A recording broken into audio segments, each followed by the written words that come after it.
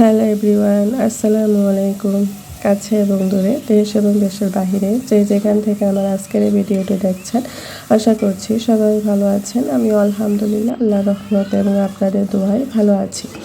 তো চলে এলাম নতুন আরেকটি দিনে আরেকটি নতুন ভিডিও নিয়ে আপনাদের মাঝে। আশা করছি আমার আজকের এই ভিডিওটি আপনাদের কাছে ভালো লাগবে। তো ভিডিওটি না টেনে শেষ পর্যন্ত দেখার অনুরোধ রইল। তো আজকে হচ্ছে রান্না করব লাউ দিয়ে হচ্ছে তেলাপিয়া মাছের মাথা রান্না করব, আর হচ্ছে লাউ শাক। তো লাউ আর লাউ শাক দুটোই রান্না করছি আজকে। তো লাউয়ের তরকারিটা আমি প্রথমেই বসিয়ে দিয়েছি। তো এখানে হচ্ছে পেঁয়াজ কাঁচামরিচ পাটায় বেটে নিয়েছি। লাউ তরকারিটা আমরা এভাবেই রান্না করি, বাটা পেঁয়াজ আর হচ্ছে মরিচ দিয়ে, তারপরে হচ্ছে মরিচের গুঁড়া, হলুদের গুঁড়া, ধনিয়ার গুঁড়া পরিমাণ মতো দিয়েছি। তো মরিচের গুঁড়াটা একটু কম দিব, লাউ তরকারিতে তেমন বেশি ঝাল ভালো লাগে না। তো সব মশলা দিয়ে মাছের মাথাগুলোকে ভালো করে কষিয়ে নিচ্ছি। তো একদম ভেঙে ভেঙে কষিয়েছি মাছের মাথাগুলো, আর এদিকটা হচ্ছে লাউগুলো ধুয়ে নিয়েছি। তো এটা হচ্ছে একদম গাছ থেকে পাড়া লাউ। তো এটা হচ্ছে আমাদের বাড়িওয়ালা আঙ্কেলের গাছের লাউ, গাছ থেকে পেড়ে তারপরে হচ্ছে রান্না করছি। তো একদম টাটকা লাউ, আর এরকম গাছ থেকে পেড়ে লাউ রান্না করলে খেতে কিন্তু খুব মজা হয়, গাছের লাউ। তো কিনে আনলে কিন্তু লাউ দেখা যায় হয় বাড়তি হয়ে থাকে, কেমন যেন হয়ে থাকে। তার থেকে কিন্তু গাছ থেকে একটা সবজি পেড়ে খেতে খুবই মজা লাগে। আর এদিকটায় হচ্ছে লাউ তরকারিটা কিন্তু আমার হয়ে গেছে একদম কমপ্লিট। আর গাছ থেকে পাড়া লাউ থেকে কিন্তু পানি ওঠে, লাউ তরকারিতে একটু পানি দিতে হয় না, কড়া লাউয়ের মধ্যে লাউ থেকে পানি ওঠে, ওইখান থেকে লাউগুলো সিদ্ধ হয়ে যায়। আর আজকে আমার গ্যাসের চুলাটা একটু সমস্যা দেখা দিয়েছে, মানে পাতিল ভরে কালি উঠছে। তো ভাবছি চুলাটা কীভাবে পরিষ্কার করব। তো গ্যাসের চুলা থেকে এরকম কালি উঠলে, পাতিলের কালি পড়ে, বাসায়ও রুম টুমে কালি পড়ে, দেখতেও ভালো লাগে না। তো এদিকটায় হচ্ছে আমার লাউ শাক আর আলু কেটে ধুয়ে পরিষ্কার করে নিয়েছি। তো লাউ শাকগুলো কিন্তু একদম কড়া কড়া লাউ শাক ছিল। তো এই লাউ শাকগুলো শুটকি দিয়ে রান্না করব। তো শাক কিন্তু একদম বেশি করে পানি নিয়ে ধুয়ে রান্না করতে হয়, তা না হলে কিন্তু বালু বালু লাগবে। তো সেই জন্য হচ্ছে বেশি করে পানি দিয়ে ধুয়ে তারপরে হচ্ছে রান্না করছি।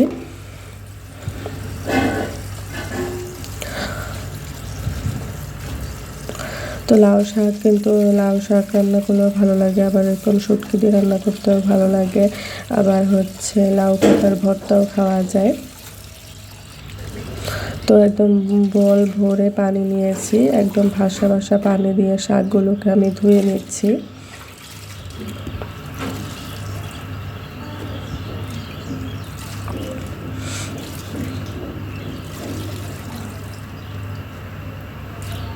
তো ভাত রান্না হয়ে গেছে, লাউ তরকারি রান্নাও হয়ে গেছে, এখন হচ্ছে শুটকিটা রান্না করব, তাহলে হচ্ছে আজকে রান্না শেষ।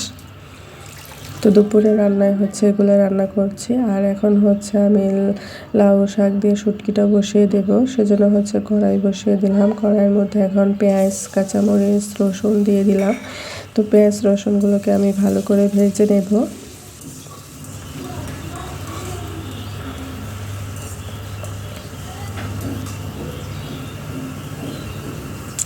তো এদিকটা হচ্ছে শুটকিগুলো আগে থেকে পানিতে ভেজে রেখেছি। তো শুটকিগুলো এখন কষিয়ে নেব। তো 2টা আলু দিয়েছি সাথে, যাতে একটু ভালো লাগে খেতে আর তরকারিটাও একটু বেশি হয়। তো এখন হচ্ছে আমি লবণ দিয়ে দিলাম পরিমাণ মতো।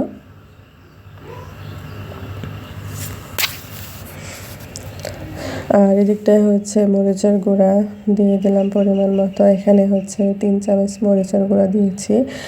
আর হচ্ছে হলুদ দেব 1.5 চামচ, যেহেতু শুটকি রান্না করব। আর লাউ শাক দিয়ে শুটকি রান্না করলেও কিন্তু মানে একটু বেশি করে ঝাল দিতে হয়, যেহেতু শাক দিয়ে শুটকি, কারণ হচ্ছে তা না হলে তরকারিটা ঝাল লাগবে না। তো এখন হচ্ছে ধনিয়ার গুঁড়া দিয়ে দিয়েছি, সামান্য একটু ধনিয়ার গুঁড়া দিয়ে দিলাম। এখন হচ্ছে সবগুলো মশলা ভালো করে কষিয়ে নিচ্ছি।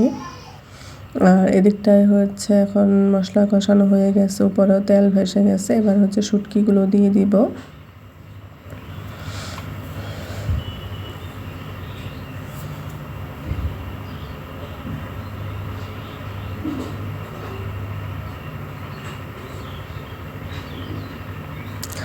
তো শুটকিগুলোকে এখন ভালো করে কষিয়ে নিচ্ছি, হালকা পানি দিয়ে দিলাম।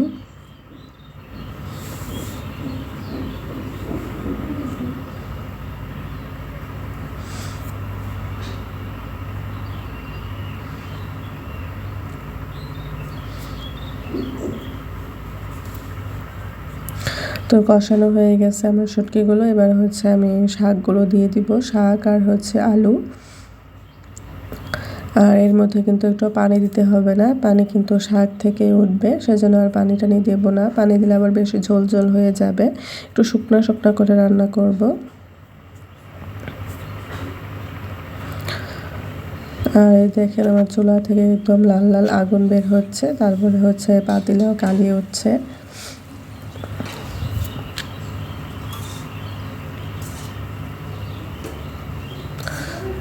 তো আমি কিন্তু একটু পানি দিয়ে নিই, পানি কিন্তু শাক থেকেই উঠেছে। এখন হচ্ছে পানি দিয়ে কিন্তু শাক আর আলুগুলো সিদ্ধ হবে। আর এদিকটায় হচ্ছে আমার তরকারি রান্নার ফাইনাল লুক। তো এদিকটায় হচ্ছে লাউ দিয়ে হচ্ছে শুটকি, মানে লাউ শাক দিয়ে শুটকি রান্না করেছি। আর এদিকটায় হচ্ছে তেলাপিয়া মাছের মাথা দিয়ে হচ্ছে গাছের একদম টাটকা লাউ। আর এদিকটায় হচ্ছে ভাত। তো এই হচ্ছে আমার আজকে দুপুরে রান্না বান্না। তো কেমন লেগেছে আমার আজকের এই ভিডিওটি অবশ্যই কমেন্টে জানাবেন। আর যারা আমার চ্যানেলে আজকে নতুন ভিজিট করেছেন তারা অবশ্যই আমার চ্যানেলটাকে সাবস্ক্রাইব করে পাশের বেল আইকনটি প্রেস করে রাখতে পারেন। এতে করে আমি প্রথমেই যে ভিডিওটি দিব তার নোটিফিকেশন সবার আগে পৌঁছে যাবে আপনাদের কাছে, আর আপনারা তা সময় মতো দেখে নিতে পারবেন। আর যারা এই কাজটি করেছেন তাদেরকে অসংখ্য ধন্যবাদ। তো আমি একটু বাহিরে গিয়েছিলাম, তো আসার সময় ভাপা পিঠা নিয়ে আসলাম, এখন হচ্ছে ভাপা পিঠা খাবো। তো আজ এই পর্যন্তই, আল্লাহ হাফেজ।